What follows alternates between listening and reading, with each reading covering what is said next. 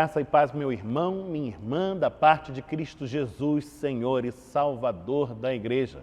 É chegado o dia do Senhor mais uma vez, dia que Ele mesmo estabeleceu e nos deu, por obra da sua graça, para que nele desfrutássemos de um tempo precioso de comunhão com a Igreja, o povo do Senhor e com o Deus Criador acima de tudo. Seja este para cada um de nós um tempo de paz, de bênçãos, de profunda edificação espiritual. Tomemos parte nele juntos, desde já trazendo nos lábios um canto de exaltação, de adoração e louvor ao Deus das nossas vidas.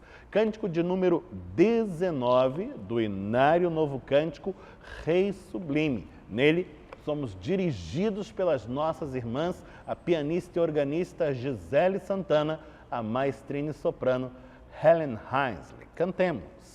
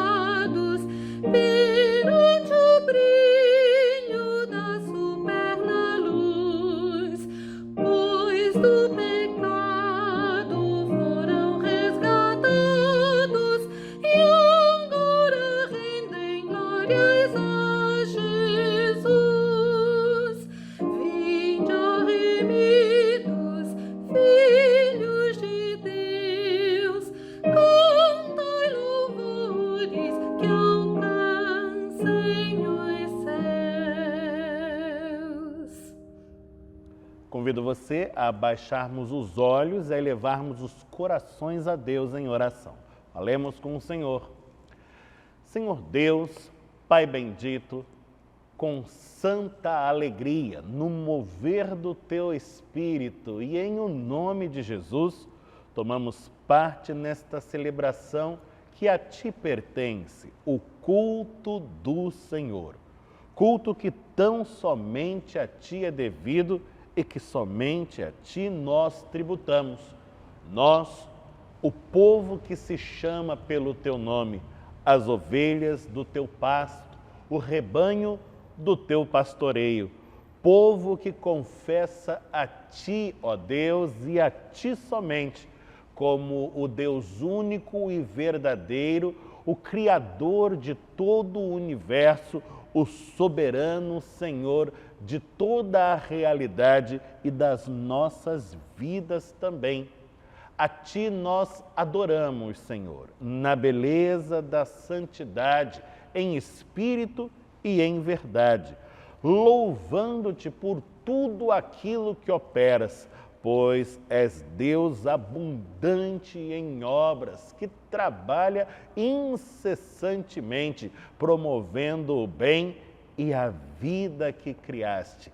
que a Ti, ó Senhor, sejam dadas honras e glórias hoje, sempre e sem cessar jamais. Oramos no nome santo do Cristo, Jesus, Teu Filho, nosso Salvador bendito. Amém, Senhor. Nesta hora eu convido você a abrir comigo a sua Bíblia no Antigo Testamento para a leitura do Salmo indicado pelo lecionário cristão para este domingo. É o Salmo de número 89. Abramos juntos as nossas Bíblias no livro dos Salmos, no Salmo 89, onde vamos ler desde o versículo 15 ao versículo 18. A palavra, registrada pelo salmista, fala-nos assim: Bem-aventurado o povo que conhece os vivas de júbilo, que anda, ó Senhor, na luz da Tua presença. Em Teu nome de contínuo se alegra e na Tua justiça se exalta, porquanto Tu és a glória de sua força, no Teu favor avulta o nosso poder. Pois ao Senhor pertence o nosso escudo e ao Santo de Israel, o nosso Rei. Bendito seja o Senhor pela sua santa palavra. Amém. A palavra lida, trazida aos nossos corações por intermédio do salmista, nos fala da graça que é confiarmos no Senhor, de nos entregarmos a Ele por completo, colocando nas suas benditas mãos os nossos cuidados. E é isto que faremos nesta preciosa hora de oração. Neste tempo, somos chamados à contrição, a nos voltarmos por alguns instantes ao silêncio e para nele conversarmos com Deus, no íntimo do coração. Estamos diante do Deus que nos fez e que nos conhece por inteiro, melhor até do que jamais poderíamos nos conhecer a nós mesmos. Diante dele, colocamos a confissão dos nossos pecados, recebemos dele o seu renovo, o seu perdão. Apresentamos-lhe ainda os nossos motivos de súplica e de intercessão, rogando uns em favor dos outros, como nos ensina a Santa Palavra a fazer. Se você puder, dobre os seus joelhos e poste-se assim diante do Pai de toda a glória, do Deus misericordioso e perdoador.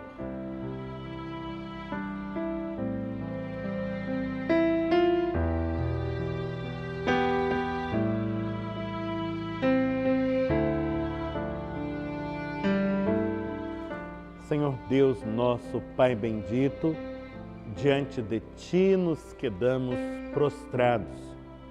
Humildemente, apresentamos-Te a nossa confissão e em o nome de Jesus, clamamos-Te pelo Teu perdão, Senhor. E na certeza que o Teu Santo Espírito confere aos nossos corações, de que somos ouvidos e respondidos por Ti, nós desde já Te agradecemos. Ah, Senhor, suplicamos-Te, ajuda-nos, ó Deus, a não mais incorrermos nos pecados ora confessados e perdoados. Permite, ó Senhor, que estes fiquem para trás na trajetória de nossas vidas e que experimentemos em Ti a novidade de vida de que nos fala a Escritura, a fim de que sejamos doravante guiados em todo o tempo pela Tua boa mão, para que não venhamos a cair ou mesmo a tropeçar. Ajuda-nos, ó Deus, pois Tu és a fonte de toda boa dádiva e de todo dom perfeito, e sem o Teu auxílio, nada poderemos realizar a contento. E o nosso desejo é vivermos de maneira consoante a Tua vontade, ao Teu querer para as nossas vidas, de maneira que o nosso agir redunde em glórias ao Teu nome e em bênçãos àqueles que nos cercam, àqueles que são Teus. Ah, Senhor, nestes dias tão difíceis, clamamos-Te ainda em favor da nossa sociedade. Nosso mundo viu-se abalado por esta pandemia terrível e por todos os seus efeitos nefastos. Senhor, há pessoas sofrendo por conta da enfermidade em si. Há aqueles que estão pranteando a partida de entes queridos que se viram acometidos de laços de morte. Há também, Senhor, aqueles que são vítimas da crise econômica, aqueles que se angustiam na solidão ou no confinamento. Há tantas incertezas. As notícias veiculadas pela mídia, de um modo geral, nos fomentam a instabilidade, a insegurança, a ansiedade, e precisamos, mais do que nunca, ter os olhos fitos em Ti, pois somente em Ti encontramos direção segura para a jornada e paz. Tão desejada paz que só Tu podes oferecer aos corações dos homens. Ajuda-nos, portanto, dá-nos da Tua graça, ó Deus, e permite-nos, amparados pela Tua boa mão, permanecer de pé, a despeito das intempéries do tempo presente. Concede-nos, Senhor, a travessia firme deste momento, posto que firmados em Ti, ó rocha inabalável, sê, Senhor, o nosso castelo forte e bem seguro, como tem sido até agora, e que tenhamos olhos espirituais para reconhecer a Tua doce presença nas nossas vidas e para percebermos-nos confortados por ela. Assim, ensejamos-te a nossa oração. No nome santo do Cristo Jesus, o Teu Filho, nosso único, suficiente Salvador bendito. Amém, Senhor. Tomados por este espírito de contrição, de confissão de pecados, de súplica e intercessão, entoamos juntos o cântico de número 73 do Inário Novo Cântico, Compaixão, sendo nele dirigidos pelas nossas irmãs, a pianista e organista Gisele Santana, a maestrina e soprano Helen Heisley. Cantemos e façamos da letra do cântico parte das nossas orações a Deus.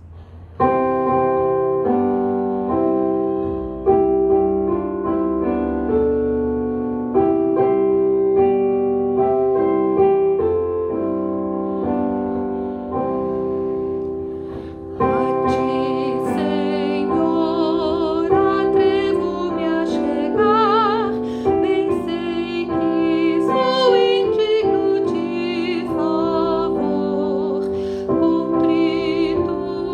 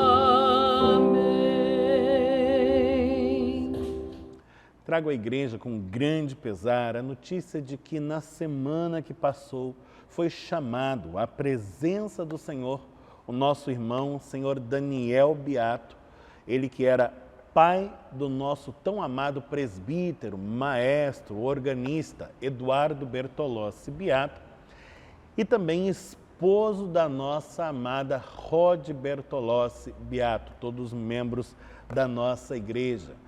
Nós lamentamos profundamente a partida deste amado irmão na fé, que era presença tão constante nos nossos cultos dominicais e em outras programações da igreja. Ele vinha enfrentando uma dura batalha no campo da sua saúde e, após um prolongado período de internação, finalmente descansou das suas lutas no Senhor.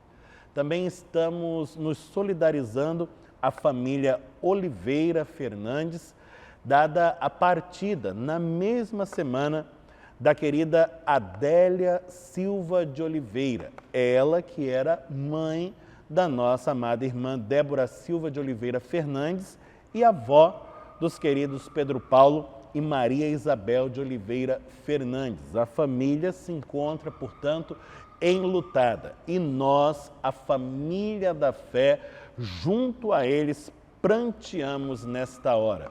Vamos orar em favor destes queridos todos, bendizendo a Deus pelo dom da vida, mas intercedendo em favor dos corações entristecidos e enlutados. Falemos com Deus em oração. Senhor nosso Deus, Pai bendito, a vida é um dom que graciosamente recebemos de Ti. E em Ti, Senhor, na Tua providência, nossas vidas são sustentadas. Bendizemos-te, ó Deus, pelas preciosas vidas de Daniel Beato e também de Adélia Silva de Oliveira. Bendizemos-te por sua passagem entre nós e por toda a sorte de bênçãos espirituais que nos comunicaste através destes filhos teus. Pela fé, cremos que eles já se encontram contigo, diante da tua presença na morada celestial. E nós muito nos sentimos confortados diante desta certeza, porque hoje nada nem ninguém se perdeu, mas tudo permanece debaixo do teu governo e da tua santa providência. Assim, Senhor, rogamos-te que continues a ser com os corações ora enlutados, para que em ti, no agir do teu Santo Espírito, desfrutem do conforto e da consolação que só tu tens para dar. Que em seu seio habite a paz, fruto da tua presença, mas também da fé que instilas em nosso peito, pois cremos verdadeiramente em Jesus Cristo, cremos na ressurreição do corpo e cremos na vida eterna contigo, Senhor. E que esta fé continue a nos animar, dirigindo-nos na caminhada da vida para que prossigamos sem esmorecer, com os olhos fitos em Ti mesmo, marchando seguros por caminhos que são Teus. Dispensa sobre todos a Tua graça e assim nós Te glorificaremos. Oramos em o nome do Senhor Jesus, aquele que era, que é e que há de vir, que vive e reina pelos séculos dos séculos, nosso Salvador bendito. Amém, Senhor. O nosso Deus é um Deus providente e fiel. A sua fidelidade e a sua providência demandam de nós uma resposta. E neste ato de culto, o momento do ofertório, temos ocasião propícia para expressarmos a nossa gratidão ao Deus que tudo nos provê e o nosso compromisso de serviço à causa do reino que é seu. Vamos tomar parte juntos neste momento e você pode fazê-lo mesmo nestes tempos de isolamento social através dos meios eletrônicos. Nesta hora, no seu monitor, na sua tela, você identifica os dados da conta corrente da sua igreja para que possa encaminhar a ela o seu dízimo e a sua oferta da maneira mais segura. Participe, dedique-se à causa do Senhor. Se tu uma bênção. Vamos orar e consagramos assim no agir de Deus os dízimos e as ofertas que encaminhamos à igreja aos cuidados do Senhor e à sua obra. Senhor Deus, Pai bendito, tudo vem de ti e do que é teu te damos. Nesta urna está representada a nossa gratidão por tudo aquilo que operas, por tudo aquilo que fazes nas nossas vidas. Mas também, Senhor, a expressão do nosso compromisso, da nossa fidelidade à tua obra, à causa do teu reino. Rogamos-te, portanto, Senhor, que abençoes os dízimos e as ofertas encaminhados aos cuidados da igreja, que nas tuas mãos estes recursos se multipliquem e prosperem, estando postos à realização da tua vontade, à pregação do Evangelho, ao anúncio da boa nova de salvação. Nossa missão, dada por ti, é sermos sal e luz neste mundo. Que assim seja e que estes recursos estejam a serviço desta mesma missão também. Esta é a nossa oração, em nome do Senhor Jesus. Amém. Neste domingo, a participação coral na liturgia se dá de maneira muito especial, pois através de um esforço conjunto entre a Igreja Presbiteriana de Copacabana e a Igreja Presbiteriana de Botafogo, temos a reunião do coro Aideia Moraes com o coro Marcelo Ganter, todos reunidos e envolvidos num só propósito, que é dar ao Senhor da Igreja todo o louvor. Dai ao Senhor louvor, de Camille Saint-Saëns, compositor importantíssimo do século XIX, início do século XX. É a obra entoada em conjunto pelos nossos cantores, sob a direção geral das maestrinas Clara Albuquerque e Helen Heisley. Vamos ouvir o coral e, imbuídos de um só espírito, vamos louvar a Deus.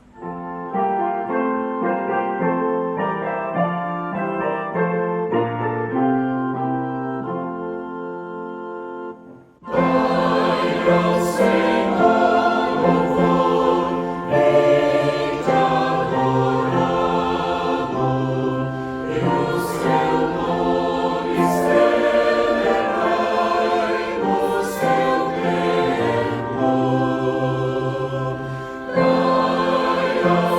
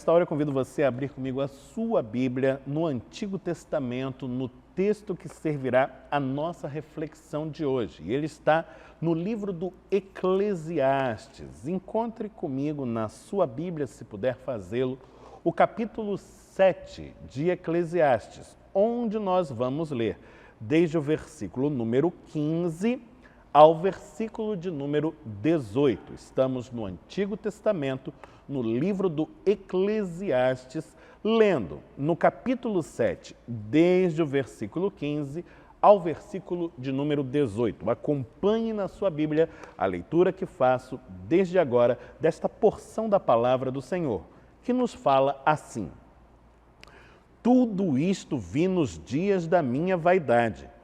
Há justo que perece na sua justiça, e há perverso que prolonga os seus dias na sua perversidade. Não sejas demasiadamente justo, nem exageradamente sábio. Por que te destruirias a ti mesmo? Não sejas demasiadamente perverso, nem sejas louco. Por que morrerias fora do teu tempo?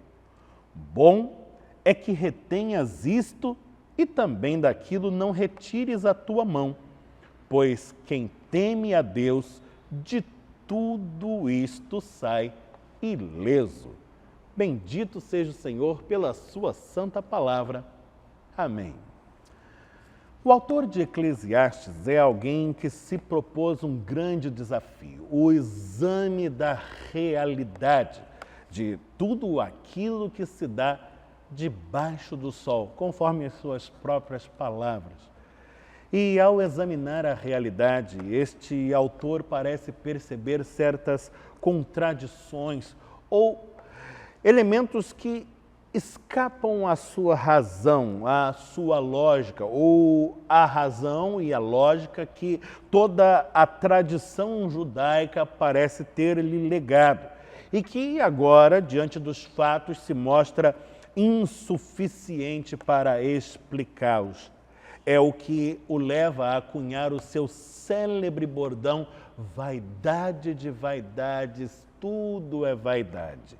O bom entendimento destas palavras demanda um entendimento claro do termo que traduzimos por vaidade. Em nossa cultura, quando alguém é cuidadoso com a própria aparência, por exemplo, quando uma moça não sai de casa sem antes conferir o cabelo, a maquiagem, a roupa, dizemos: olha, é uma moça vaidosa, uma pessoa vaidosa. Quando um homem cuida da sua barba, do seu bigode, não ousa aparecer na rua sem quedar-se antes assim impecável ao seu próprio ver, dizemos também que é alguém vaidoso. Estes cuidados com a aparência podem sim ser descritos pela ideia da vaidade, mas o termo aqui traduzido é o termo hebraico hevel. E hevel tem antes o sentido de vacuidade, de coisa vazia. E é evocado aqui justamente na intenção de expressar este sentimento do autor, de que faltam explicações para as realidades que estão diante dos seus olhos. E o problema levantado precisamente aqui nesta passagem é esta aparente contradição. Diz o autor no verso 15 que tem percebido justos perecendo na sua justiça e perversos prolongando os seus dias na perversidade. É que o princípio que norteia a sabedoria em Israel até então, aos seus olhos, já não está servindo para explicar o que constata diante de si. Um princípio que a teologia chama princípio da retribuição imanente. Um termo assim que soa complexo, mas que é de fácil entendimento, e eu explico para você. O princípio da retribuição imanente, parte inerente da sabedoria tradicional de Israel, diz-nos o seguinte, que Deus estabeleceu uma norma para a conduta de todos os homens. E quando nós ordenamos a nossa conduta de acordo com esta norma, tudo vai bem. Deus ordena sobre nós a sua bênção e temos êxito na caminhada da vida. Porém, quando descuidamos destas normas e a nossa conduta já não é pautada por elas, incorremos em mau caminho e desta caminhada, deste proceder, colhemos toda a sorte de insucessos, de infortúnios. A bênção do Senhor já é retirada de sobre nós e não nos acompanha. Ora, parece um princípio bastante razoável e justo. No entanto, a observação da realidade aponta eventos que escapam a este mecanismo. Quando o sol nasce, ele nasce indistintamente sobre todos, sobre bons e maus, sobre santos e pecadores. Assim também se dá quando a chuva cai, seja quando ela é boa, seja quando ela é má. Quando as enchentes chegam e derrubam as moradias, não ceifam apenas as vidas dos maus, mas dos bons também. Quando as grandes tragédias ocorrem, não são apenas os maus que são por elas punidos, mas também os bons sofrem os seus efeitos. É disto que está falando o autor no verso 15 do capítulo 7 que acabamos de ler. Ele percebe com os seus próprios olhos, constata, diante do exame que faz do mundo que o cerca, que há muitos justos que, a despeito da sua justiça, perecem, sofrem infortúnios, ao passo em que há muitos perversos que procedem de maneira pérfida, portanto, e, no entanto, têm vidas longas e aparentemente exitosas a despeito da sua perversidade. O que ocorre então nestes casos? Será que o princípio chamado de retribuição imanente caiu por terra? Já não vale de grande coisa? Por que é que a realidade não consegue se encaixar na regra tão razoável, tão justa aparentemente, tão sensata? Parece que a realidade é sempre muito mais complexa do que as ferramentas de que dispomos nos permitem entender. Nós não temos verdadeiramente recursos suficientes para dar conta do mundo com toda a complexidade que se apresenta diante dos nossos olhos. Nós construímos os nossos sistemas, os nossos esquemas mentais, os fazemos da melhor forma possível e empenhamos neles a nossa teologia, o melhor das nossas ideias, e ainda assim tudo se mostra insuficiente. E é este o problema, esta é a angústia que move o autor de Eclesiastes à reflexão e a colocar diante de nós o produto de toda a sua teologia, de todo o seu pensar, colocando-o a serviço da nossa própria análise para o nosso próprio proveito, ainda que reconheça que tudo aquilo que produz é ainda insuficiente face ao mistério abordado. Ah, sim, porque estamos falando aqui de teologia. E teologia é a expressão que dá conta de toda a reflexão humana feita a respeito de Deus e da sua relação com o mundo. E tanto a pessoa de Deus, quanto a sua relação com o mundo por ele criado, são marcados pela dimensão do mistério. Diz a própria Escritura que os caminhos de Deus são insondáveis, que os seus juízos são inescrutáveis, chamando-nos a atenção para o fato de que somos pequenos e jamais teremos condições de abarcar aquilo que é imensuravelmente maior do que nós. Quando falamos de Deus e da sua relação com o mundo, falamos de realidades imensuráveis, de todo incognoscíveis, coisas que não podemos conter, que não temos como confinar aos nossos próprios esquemas. Queremos entender todas estas coisas, queremos elencá-las de maneira sistematizável, queremos condicioná-las às nossas palavras, mas Deus insiste em extrapolar os limites delas. O Deus que habita nas entrelinhas, naquilo que não é dito, parece sempre fugir ao alcance dos nossos parcos recursos. E que fazer diante de tudo isto? Que fazer diante de um Deus tão grandioso, de uma realidade tão complexa e de uma relação tão marcada pelo mistério? É justamente este o conselho que nos é dado a partir do verso de número 16. Levantado o problema, evidenciada a sua complexidade, o autor de Eclesiastes propõe-nos um caminho para a vida. Aliás, o escrito de Eclesiastes está inserido nesta grande rubrica chamada escritos de sabedoria, ou escritos sapienciais, por assim dizer.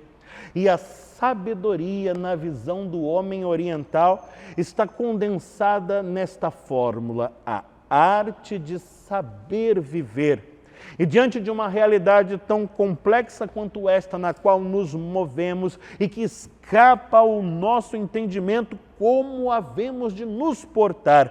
Este é o assunto do texto, ensejado desde o verso 15, mas condensado na forma de recomendações a partir do verso 16. E sobre este texto, sobre esta porção em particular, quero volver os nossos olhares desde agora. Desde o versículo 16, o texto diz assim: não sejas demasiadamente justo, nem exageradamente sábio, porque te destruirias a ti mesmo. Não sejas demasiadamente perverso, nem sejas louco, porque morrerias fora do teu tempo. Nestes dois versículos, o autor de Eclesiastes está nos fazendo recomendações quanto a como não devemos proceder. E está colocando diante de nós extremos de conduta, polos antagônicos. Ele contrapõe a justiça com a perversidade, contrapõe a sabedoria com a loucura e nos diz que tanto a via exageradamente justa e sábia, quanto a via exageradamente perversa e louca, são vias de morte, autodestrutivas. O autor está nos falando de uma coisa sempre perigosa para a nossa vida, chamada exagero. A palavra exageradamente está presente de maneira manifesta no versículo 16 e tem o seu correspondente na palavra demasiadamente no versículo 17. Você sabe que a diferença entre um remédio, algo benéfico, e um veneno, algo letal, está na dosagem. A atitude excessiva, seja para um extremo, seja para um outro, a atitude exagerada sempre produz efeitos danosos. Destruição de si, morte fora do tempo são elementos elencados tanto num caso quanto no outro, tanto no caso da virtude, quanto no caso do vício, tanto no caso da justiça, quanto da perversidade, tanto no caso da sabedoria, quanto no caso da loucura. O autor está nos precavendo quanto aos excessos e aos seus perigos, dizendo que não devemos de forma alguma incorrer nisto, mas colocando diante de nós uma via preferencial, uma via ideal. E esta está apontada no versículo 18. Veja, bom é que retenhas isto, e também daquilo não retires a mão, pois quem teme a Deus, de tudo isto sai ileso. O autor está nos propondo uma conduta equilibrada, nem pendendo para um extremo, nem pendendo para o outro, mas a via do meio, a via do equilíbrio. E nos diz como encontramos o equilíbrio para a vida. Ele o condensa nesta recomendação que faz ao temor. Quem teme a Deus, de tudo isto sai ileso. Ah, não por acaso, a própria Bíblia nos ensina que o princípio da sabedoria está no temor. Temor tem relação com a consciência que temos acerca de quem Deus é e acerca de quem nós somos. Ele é o Todo-Poderoso, nós somos frágeis. Ele é o Santo, Santo, Santo, o Santíssimo, e nós somos falhos e pecadores. Ele é o onisciente, que sabe todas as coisas, e nós quase nada somos capazes de saber. Ele é de eternidade a eternidade, não tem começo nem fim. Nós somos mortais. Ele é o Senhor de toda a criação. Nós, os pequeninos servos dele. Temor é ter em si esta consciência de quem Deus é, de quem nós somos, e implica numa atitude diante desta consciência, a atitude obediente, pois Ele é aquele que nos deu um caminho e a nós compete este caminho trilhar. Somos aqueles que estão sujeitos à sua lei e que a ela se sujeitam voluntariamente em amor. Somos aqueles que buscam a vereda da virtude, pois ela nos foi ordenada, e pautamos as nossas escolhas nos dizeres da sua ordenança. Ora, para isto temos um referencial na pessoa de Jesus de Nazaré, aquele que é inteiramente Deus, mas inteiramente homem também. Em Jesus temos um modelo de um homem perfeito. E Jesus é aquele que por todos os meios e em toda a sua caminhada busca cumprir a vontade do Deus eterno. Em Jesus temos um modelo de obediência, e por esta obediência devemos nos pautar nós também.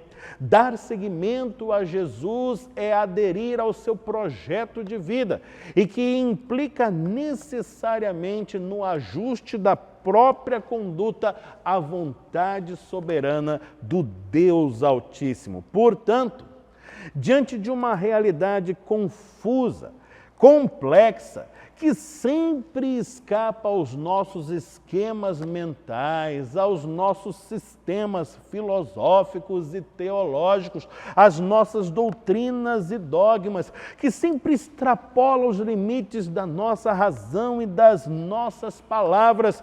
Que vereda trilhar? qual será o nosso proceder? Não será o dos extremos, seja da virtude ou do vício, da justiça ou da perversidade, da sabedoria ou da loucura, pois os extremos sempre serão nocivos. Nossa via é a via do equilíbrio, que só pode ser obtido pelo temor e que redunda, em termos práticos, em obediência a Deus. Aquele que teme a Deus, obedece a Deus, e aquele que teme e obedece a Deus, de todas estas coisas está resguardado, de tudo isto sai ileso. Em que encontraremos referência para esta conduta? Na pessoa de Jesus de Nazaré, o Filho de Deus, o homem perfeito. E assim trilharemos confiante os caminhos que o Senhor nos tem proposto e colheremos dele os mais doces frutos. Lancemo-nos a esta caminhada pela fé, temendo a Deus, e que Ele assim nos abençoe, em o nome de Jesus. Amém. Nosso departamento de crianças e adolescentes, mesmo em tempos de isolamento, tem continuado a produzir frutos e frutos vistosos que alegram o nosso coração e, sobretudo, o coração do Senhor da Igreja. Quero dar a você a oportunidade de conhecer um pouquinho do trabalho que foi feito ao longo desta semana, onde os nossos pequenos estiveram intercedendo junto ao trono da graça do bom Deus pelo fim desta crise, desta pandemia. Vamos participar deste momento de oração, sendo nele dirigidos pelo pequenino Luiz Felipe, aluno da nossa Escola Bíblica Dominical.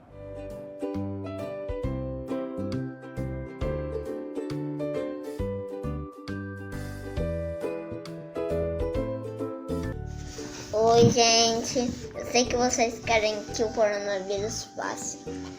Papai do céu vai fazer esse milagre.